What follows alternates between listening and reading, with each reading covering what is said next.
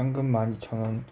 몇 달 전 딸기 농장에서 일해주고 돈 대신 받은 농산물 상품권 2장, 낡은 침낭 영장류 센터, 음수대에서 물을 채운 물병, 통신이 정지된 휴대전화, 겨울 옷가지와 속옷 몇 벌, 맥가이버 칼, 어디선가 주운 네임펜 한 자루, 세면도구, 면도기, 바리깡, 텅 빈 위장과 걸을 때마다 텅텅 울리는 머리통.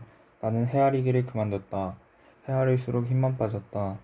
6시 55분 마지막 고갯마루에 도착했다. 발 아래로 무곡 누리길 입구가 내려다 보였다. 고개를 오른편으로 돌리자 산마루에 자리 잡은 영장류 센터가 올려다 보았다. 두 동의 건물 사이에 붉은 저녁 해가 걸려 있었다. 좀 전까지 파랗던 하늘 상층에는 검붉은 새털구름이 깔렸다. 숲의 신로 위에선 자홍빛 그림자가 일렁거렸다. 나는 발 아래로 시선을 돌렸다. 비탈 팽나무 숲이 성미급한 땅거미로 어두워져 있었다. 골짜기 바닥 물길은 검푸른 빛을 안고 흘렀다. 물길 너머 반대편 경사면도 마찬가지였다. 브로콜리처럼 몽글몽글하게 우거진 나무들 위로 옅은 저녁 그림자가 덮이고 있었다. 그 틈 바구니에 박힌 새끼손톱만한 붉은 물체가 눈길을 끌었다. 처음엔 바위인가 했다. 실눈을 떠서 시력을 돋우자 인공구조물로 보였다. 굳었던 건물의 지붕이라는 결론을 내렸다. 지형이나 위치로 봐선 암자일 가능성이 컸다. 아니면 산 주인이 지어둔 산막이거나 꽉 막혀있던 숨통이 트이는 것 같았다. 나는 도로바닥에 한쪽 무릎을 대고 앉았다. 헐거워진 운동화 끈을 공들여 굳혀 묶었다. 나를 갈 곳 혹은 잘 곳으로 데려다줄 소중한 물건이었다. 비록 신발이라기보다 나달나달한 고무 쪼가리에 가깝기는 했지만 잠시 후 나는 무곡 누리길 입구에서 안내 표지판을 읽고 있었다. 내용은 즉 이랬다. 골짜기 지형과 팽나무 숲의 심각한 훼손으로 누리길을 한시적으로 폐쇄한다. 불법 입상 캠핑 노숙 시 최고 300만원 벌금형에 처할 수 있다. 누리길 입구는 말뚝과 밧줄 2개로 봉쇄해 놓았다. 거기에도 큼직한 출입금지 팻말이 붙어 있었다. 누리길이 폐쇄됐다와 붉은 지붕집에는 사람이 살지 않는다 같은 말이었다.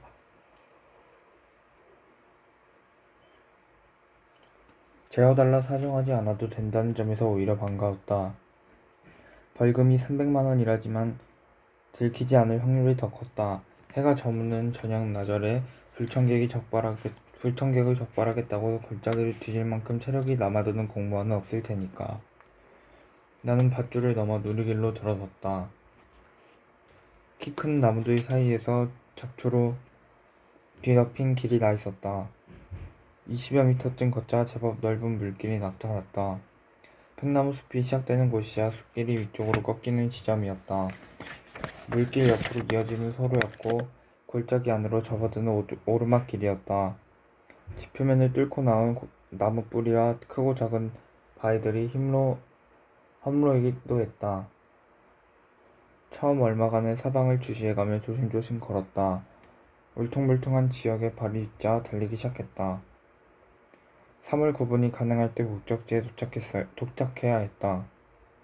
지난 불황 생활이 가르친 바 골짜기의 밤은 소나기처럼 온다. 딱히 살아야 할 이유는 없지만 그렇다고 어둠 속에서 허둥대다 물길에 처박혀 죽고 싶진 않았다. 10분 후 나는 붉은 지붕이 건너다 보이는 곳에 도착했다. 소나무 군락지한 움푹한 곳에 자리 잡은 건물은 남자가 아니었다. 산막도 아니었다. 지붕과 기둥 4개만 있는 작은 정자였다. 일순 힘이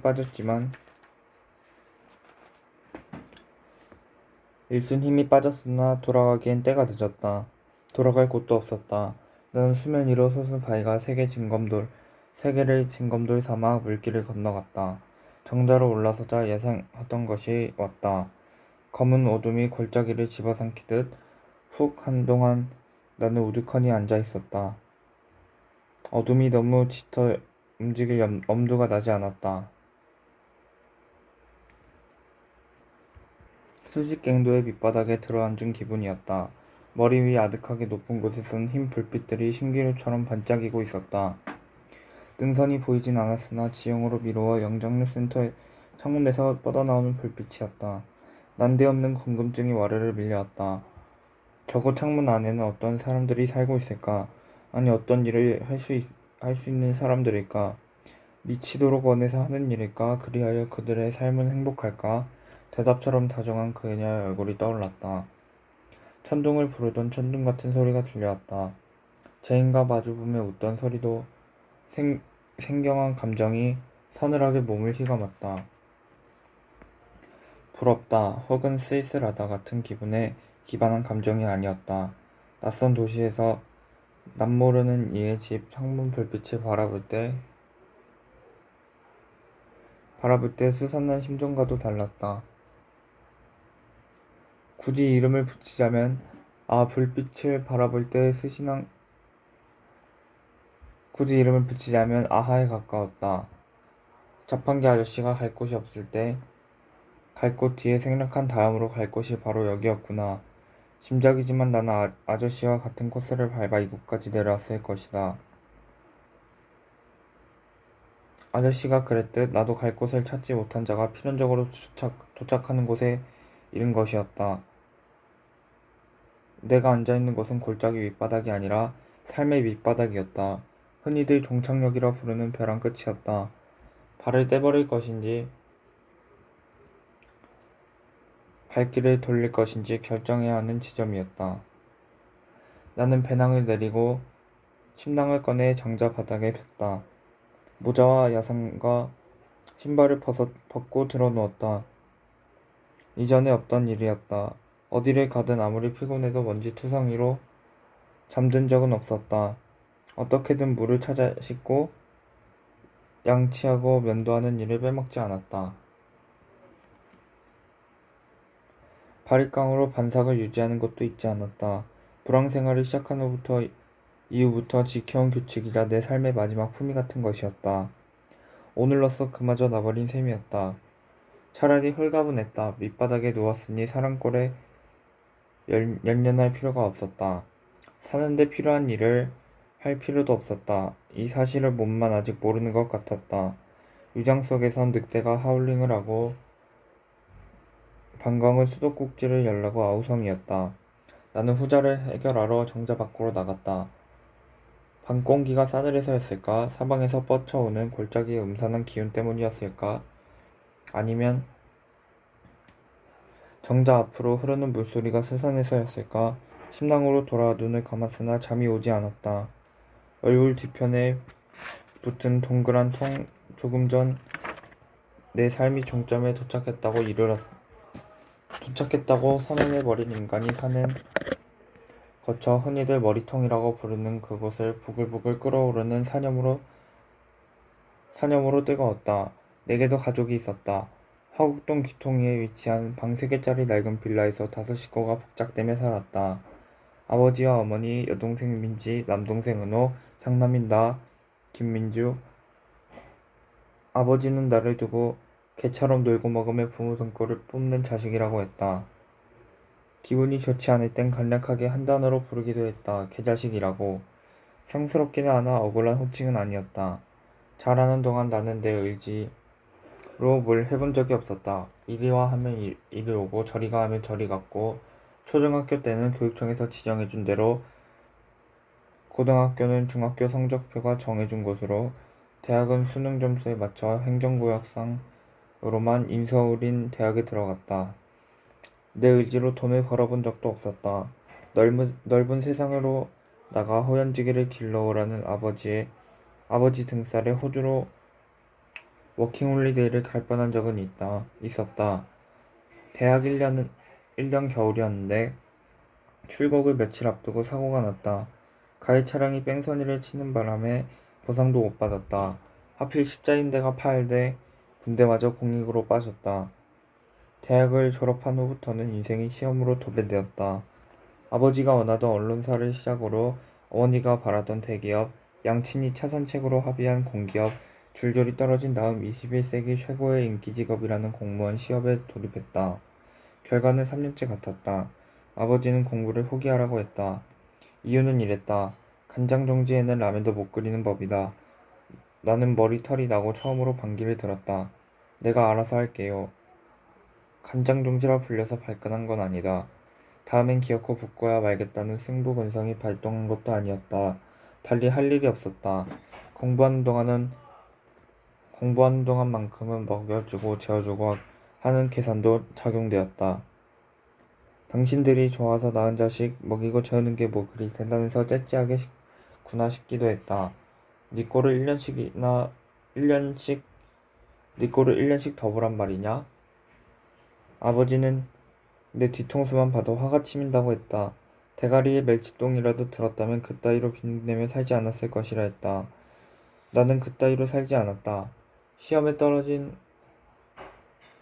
떨어졌다는 건 결과일 뿐 아무것도 하지 않았다는 근거는 아니었다. 빈둥대는 걸로 보여도 묵묵히 내 할 일을 하고 있었다. 뭘 해야 할까에 대한 고민이 할 일의 대부분을 차지하긴 했지만 고민의 핵심은 하고 싶은 일이 없다는 것이었다. 되고 싶은 것도 없었다. 하다못해 넉나갈 만큼 좋아하는 것도 없었다. 대신 어떻게 해야 아버지가 좋아할지에 대해서는 잘 알고 있었다. 간장종지에 맞는 자리를 찾아 돈을 버는 것이었다. 간장종지만한 무역회사에 다니다가 퇴직해서 물류창고 야간 경비원이 된 아버지를 보면 그럴 마음이 안 났다.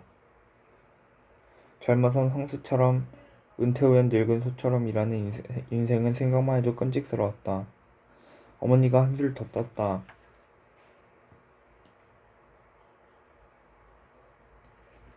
그냥 간장종지도 아닌 성실한 간장종지가 되기를 바랐다. 친구와 술이라도 마시고 들어오는 날이면 온종일 노래를 불렀다. 술 먹을 거 다 먹고 만날 사람 다 만나는 놈치고 성공하는 놈 못 봤다. 사람은 성실해야 성공하는 거다. 성실하기로 온 동네가 알아주는 어머니는 환갑을 앞둔 나이에 동네 마트 점원이었다. 민지는 전공을 살려 목사가 되는 게 어떠냐고 조언해왔다. 나는 내 전공은 신학이 아니라 종교학이라고 대답해 주었다. 어쩌면 신의 아들이 될 제목은 나와 같은 방을 쓰는 막내 은우일지도 몰랐다. 녀석은 매일 밤 신을 향해 신심 어린 기도를 하는 어린 양이었다. 기도의 특성상 이런 수사가 많았으나 요지는 초지일관 같았다. 하루빨리 내 방에 하게 해주십사. 쓸데없이 예리한 모차르트의 귀에는 이런 얘기로 들렸다. 형이 하루빨리 이 집에서 꺼지게 해주세요. 아버지는 당신의 요구를 거부하자 용돈을 끊었다. 공부를 더 하려면 직접 벌어서 하라 했다. 나는 그러고 싶지 않았다. 돈 같은 건 소가 벌어줬음 했다. 입에 담기도 치사하지만 어머니는 식탁 사요를 바꿨다. 먹을 만한 반찬은 돈 들어오는 민지와 미래의 구원투수로 등판한 은호 앞에 몰려 있었다. 몇 년 전만 해도 내 앞에 와 있던 것들인데 양친이 소매를 걷어붙이고 나를 맞이해 권좌에서 끌어내린 셈이었다. 내가 마음에 안 들기는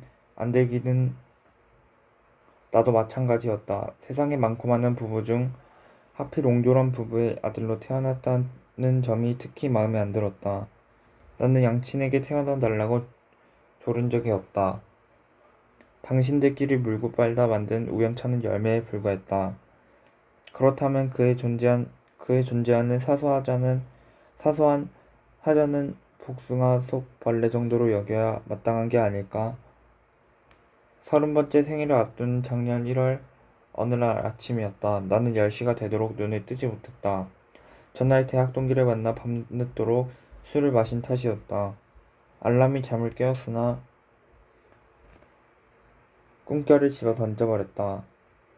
술을 마셔본 잘하면 알겠지만 만취해 잠든 새벽에는 간이 변기 뚜껑만하게 붓는다. 아버지가 곧 퇴근하리라는 사실도 그 전에 도서관으로 도망쳐야 한다는 머릿속 경고도 패기만만하게 코를 오는 나를 깨우지 못했다. 그 결과 술 냄새와 벗은 모양대로 늘어놓은 옷가지와 마시고 내던진 생수병의 한복판에서 아버지의 부름을 받았다. 김민주. 분노를 억누르고 있을 때 나오는 냉정한 목소리였다. 나는 잠을 깨고도 망설였다. 눈을 떠야 하나 말아야 하나. 눈 떠라. 뜨게 해주기 전에. 더 망설일 여지가 없었다. 맥락상 눈을 뜨게 해준다와 이비인후과적 손상은 동의어였다. 운이 좋게 코피 재수없으면 고막이 나가는 대참사가 일어난다. 나는 잿과 갈등을 적고 눈을 떴다. 넌 아직도 사람 구실을 할 생각이 없냐? 아버지는 침대 옆에 서서 물었다. 나를 내려다보는 눈자 위에 새빨간 핏줄이 빨딱빨딱 서고 있었다. 날카롭게 튀어나온 목뼈는 신경질적으로 움찔거렸다. 대동맥의 압력이 빨간 위로 올라가고 있다는 징후였다. 나는 몸을 일으키고 앉았다. 있어요. 입증할 수는 없으나 있는 것만큼은 확실하다. 는 어조로 대답했다. 그래 어떻게 할 거냐?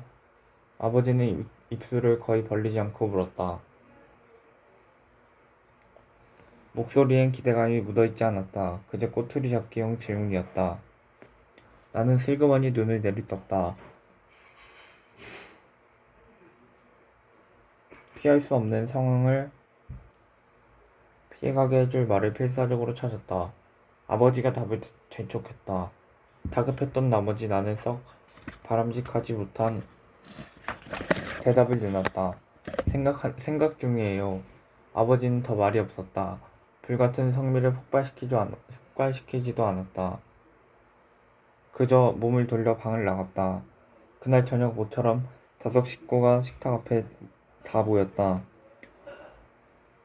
어찌된 일인지 내가 좋아하는 것들이 내 앞에 놓여 있었다. 고추 잡채, 연근 부침, 갈치조림, 시국 대신 압박이 몰려왔다. 생일상을 미리 차린 건 아닐 것이다. 이렇게 사랑받을 상황도 아니었다. 아버지의 침묵은 압박의 불안을 보탰다.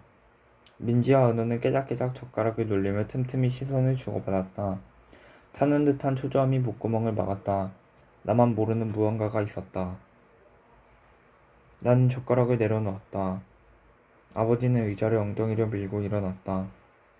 김민주, 다 먹었으면 나 좀 보자.